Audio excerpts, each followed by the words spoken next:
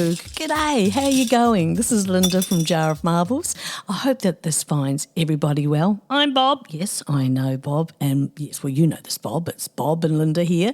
And this week I wanted to talk a little bit about Valentine's Day, but in a different perspective. Last year, I did a Valentine's Day episode that was dedicated to some of the history of Valentine's Day, and this year I thought I would dedicate Valentine's Day to the gypsy in all of us. It doesn't have to be Valentine's Day just to the gypsy in you and the gypsy in me. Happy Valentine's Day to the gypsy-hearted. Happy Valentine's to you from me. And from me to me, and from you to you, and from me to me, and to you, Bob, and me to you. Yes, Bob. Hashtag to the gypsy-hearted. You may not wander anymore. Maybe you do, or maybe you never wandered far physically, and maybe you are or were a gypsy in disguise, a gypsy deep inside. She's the dreamer, a soul searcher and a wanderer. She drifts along, deep in thought, her mind ever craving exploration, and her eyes telling tales of mysterious adventures. Oh, I like the sound of that. Oh, me too, Bob. Her stories, while they make no sense, sometimes she seems a little bit too much to most. It's easier to invent a story about her than believe that she really is who she seems to be. Probably better than any imagination of theirs could fathom. When she needs to lift her spirits, spending time in nature is always her first go-to. It's your first go-to, isn't it? Well, yeah, it is. If I can, absolutely. The gypsy-hearted, whether she can get away or not, she allows herself the time, however short it is, to give herself that time, that space, to give herself time to ponder about things that sets her soul on fire or calms her down, whatever it is gypsy needs, that lights up her mind and her heart, where she connects with herself, with her gypsy. Kind of like when you were a kid at Christmas. And for those times when you can get away to surround yourself with nature's bounty, to bring yourself back out to bask in the gypsy in you, the taste of quiet solitude and the sense of nothing is wrong in the world, feeling so peaceful, just feeling peace, watching the tips of the trees softly move in a breeze that cannot be felt on the ground, the sense that your soul comes from better worlds, and the awareness that you're visiting all the while feeling homesick for the stars. People that know. I know. Good, Bob. And when I know I'm getting away from schedules and duties, the week prior is just ruined. Before I leave, I get up every morning feeling like I've forgotten something. I know I'm going to have one hell of a good time, and this interferes with my planning. In fact, makes it kind of difficult. I don't know if any of you can relate to that. That gypsy soul of mine is pulling me away, and she won't stop pulling until I arrive. I often think I could do it. I could just run away and live in the woods. I love thoughts like that simply because it is possible. Many moons ago, I knew folk who lived deep in the hills. You had to drive over a river and only if it hadn't risen from, flooding, and you had to go through certain roads through a forest, and there were many roads that you really shouldn't take, or otherwise you'd get lost.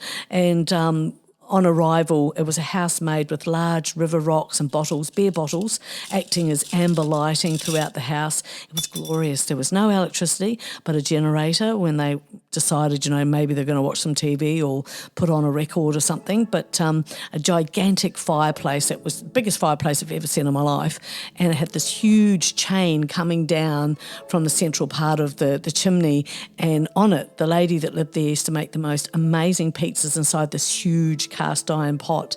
So I've never actually sat in a place like it. And also their outhouse, oh my goodness. It was a loo with a deep hole underneath the wooden plank, and obviously there was a hole in the plank, and the walls were just covered in cobwebs, but they were like, there was no spiders there. There was just, well, I couldn't see any. And there was no door, as it had been built to look out over thousands of hectares below and beyond. And I think of sleepy seaside towns. Take me there. Take me to old cemeteries. Once I was out on a long country drive and I stopped outside a small cemetery, and it had a modest fence around it and a gate, and it was a really still day, not a breeze at all. And I stood in front of that rickety old red paint, that red gate that sort of had old paint coming off it, that was maybe as high as my waist. I opened the gate with a lot of difficulty, and I was just about to give up when the latch freed itself. The moment I walked into that cemetery, an enormous wind blew up, swishing my hair all over my face. It was so sudden, I knew I just had to get out of there, and closing the gate behind me, the wind completely stopped. OMG. I ran to my car and left. Interestingly, I cannot remember where that cemetery is. I have never, ever been able to recall at all. The gypsy in me adores abandoned castles, the remains, the forgotten arches and piles of sandstone, the trees growing through where a roof once would have laid. Take me to thick forests. As a child, there was a large forest very close to where I lived, and wandering through forests was one of the most magical experiences, especially when under all the trees. Are you having trouble a little bit, right? Right. And it was very dark, and the smell of damp and soil, it was rather intoxicating and yet refreshing. And anyway, I wandered in a different direction one day and came across this bright sun-drenched sort of space in the middle of this forest, long grass, and in the middle of it was an apple tree. Really. And I managed to pick an apple and I ate it, and I turned around and walked home, and the sun was sort of getting a little bit low, so I knew it was time to go. But I was never ever able to find that apple tree again, and I looked many times. Take me to where there are cobblestones. Just magical. When in London as a child, I was around 10 years old, and we were walking down cobblestoned roads with interesting tiny shops with lead light windows. Take me to small pubs, character from floor to ceiling, wooden carved everything, sense of yesteryear, a sense of soul still there, an empty room feels full. Take me to old crowded bookshops. Oh, heaven on a stick, the things that dreams are made of. The gypsy in us adore these and many other places and haunts in the shadows and in the magical corners waiting to be seen or felt, experienced, heard. I've seen this a few times to a few special people, that no matter how you are living your life, no matter how you dress, how different you are, no matter how successful you are, if you are real and truly you and unapologetically yourself, the right people will respect you, they might even love you. And the wrong people, well, they're irrelevant. Brava! You know what? That just makes me think, yeah. Bravo, absolutely, Bob. And as Stevie Nicks said, your graciousness is what carries you. It isn't how old you are or how short your skirt is. What it is what comes out of your heart. If you are gracious, you have won the game. This from a woman who was and is true to herself, Stevie Nicks, gracious, gorgeous, and just a glorious signature singing voice. The gypsy will light her incense and stick it in the garden next to the roses and the vines dripping over the porch while she sits, watches and listens and feels, sensing her ancestors are near, knowing her angels, her guardians and guides are close by or with her. This realm is home to gypsy. She doesn't even try to make you believe or be aware, but she knows. And people who know. #Valentine's Gypsy. It's a gift she gives to herself. Time to delve into her inner being when the outside is so practical, pragmatic and organised, so utterly sensible. The gift is release her gypsy soul and leave it all behind for a time, maybe for the rest of her life. Many folks smell a loved one's cologne long after they've passed over.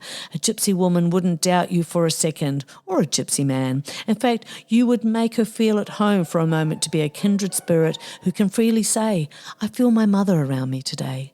I smelt my godfather's perfume today. This is a frequent happening with so many. So when the gypsy in me needs to leave the bright lights of the city or the suburbs, the note on the back door says, if anyone needs me, I'll be in my foreboding cottage in the woods watching scary movies with snacks. And yes, I would think so. Yes, thank you.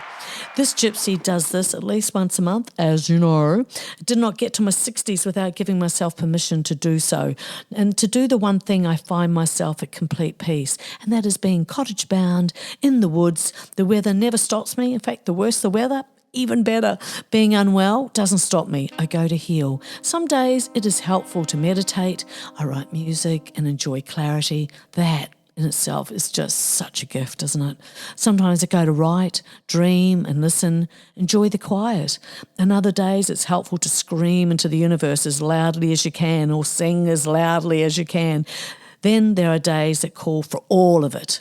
Some gypsies enjoy wearing a cloak. I do love a fabulous cloak and gown. Cloaks look particularly good when you're striding majestically through hallways or hurtling down some stairs. You can also hide the bottle of wine that no one knows about. Wine? That's right, Bob. Or the 12 books you bought when you promised you'd only buy one. And probably quite important, they have fantastical pockets. A hood is important too. Yes, Bob, absolute doodle. Now, wandering around the woods, there are always great rocks to find, or at least, that one special one, the one that you're drawn to where you're not sure if it found you. As night starts to fall, the candles and the candlelights are lit, and I make wishes, and also remembrance for those who have gone before us. I love to feel my grandmother is with me and my auntie and others that I think of, special people that made such an impact on my life. I burn candles for those who are experiencing loneliness or fear. There are seasons and shades of it in all of us at times, and for those who want more warmth in their lives and sending a message to burn brightly, let others see your light so that they can find you. This Virgo gypsy needs nature to recuperate and reset. From the many people I've spoken to about the business of going away for a weekend somewhere lovely, somewhere that suits, that not many do it. They may once a year or once every few years, if at all. I was quite surprised, or maybe I was a little bit saddened by it, that more women don't just cut out for themselves. I believe many of us do not show our true strength. We've been hiding our strength, and I think so without realising. I remember hearing about that concept about hiding your strength. I thought, who would do that? And I realised, I thought, wow, actually I do that. It was a part of the people pleasing, not wanting to, come across as, too direct when in fact, I knew exactly what I believed to be true for myself. And we must stop trying to be less than what we are, be too powerful. Yes, Queen Asia, be too loving, too weird, too brave, too stoic, too funny, too creative. I think you should just be too you.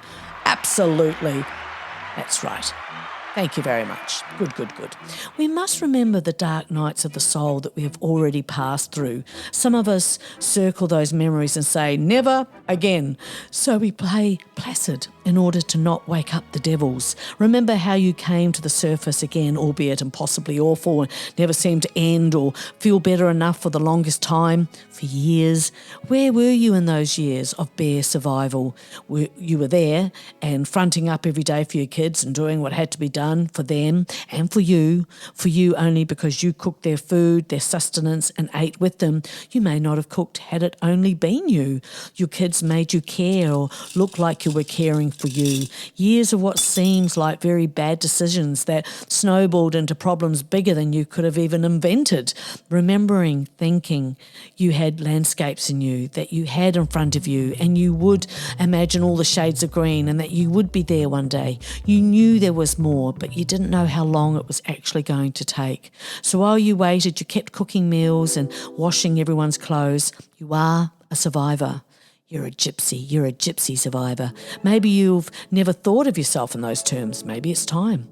A gypsy has had everything taken from her, and yet here you are, filled with life and knowing that you'll make it again, because that's what you do. And you still have a heart full of love. No one could take that from you, but boy, they tried, didn't they? Winter solstice is a reminder that dark times give birth to bright light. There can be a lot of fears charting out your own life, especially when you've been rejected and abandoned, but it was for your betterment. It was for your benefit. How could any of that fit into your life now? And it is important to say that wanting to be liked and being true to yourself is a really hard totem to carry. And I think, really hard. Good on you. In this world, it is considered unconventional. Thank goodness for that, I say. Conventional, being conventional, it's not all it's cracked up to be, is it? It takes courage to try something new. And if you have truckloads of that, leaving behind who you were yesterday, I think that just might be a really good idea and a good place to start, Gypsy. Tag to the gypsy-hearted. It is said A woman with a gypsy soul lives life in her own terms. She follows her own heart. It's for sure that she's not influenced by others. She is opinionated, strong-willed and independent, and she will run away from people who try to constrain her because she can't live without being free. She finds happiness in her independence, and sometimes all the craving for freedom and independence is best experienced by allowing yourself to have what is rightly yours, your own time.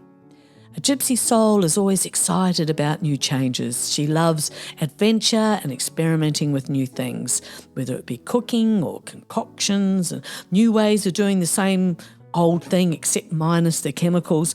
Like I like to make rosemary water, cut fresh from my beautiful rosemary bush, and I use it for my hair. I'm looking at making my own soaps. I need to for my skin. That is my bottom line motivation, because there is vegetable oil-based soaps, aren't there? And then there's so-called vegetable oil or vegetable-based soaps. So my skin reacts if it's perfumed and has nasties in them. And so many have toxic ingredients and many are carcinogenic, but being sold as a superior product but filled with seriously dangerous ingredients. As you probably know, the ingredients in soap and other toiletries do include parabens, methylparaben, butylparaben and propylparaben, excuse my pronunciation there, are some of the most common parabens in cosmetics and anything else with paraben in the name. A chemical preservative found in underarm deodorants, moisturisers, hair care and other cosmetics that's been shown to mimic the action of the female hormone estrogen and may encourage the growth of breast tumours. A study published in the Journal of Applied Toxicology has found that breast tumours commonly contain parabens. There is also some evidence that parabens may potentially create the damaging effects of UV radiation. So for a time now, this gypsy has been interested in what is in our foods and skin and other products. I am of the mind that if I can make some products myself, then I can eliminate some of the toxic, dangerous unknowns, not to mention the personal satisfaction. Hashtag Valentine's Gypsy.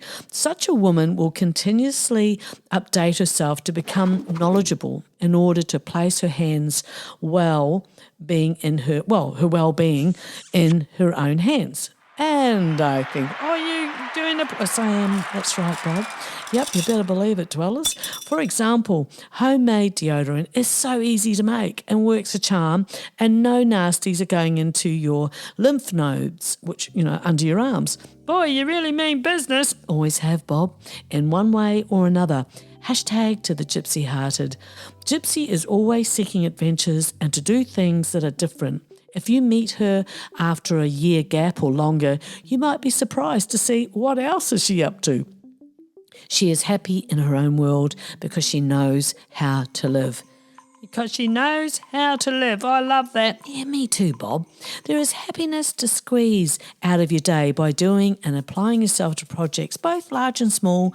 Do for yourself, whether it be gardening, making clothes, inventing stuff, yoga, music, art, graphics, creating a garden, teaching yourself new skills.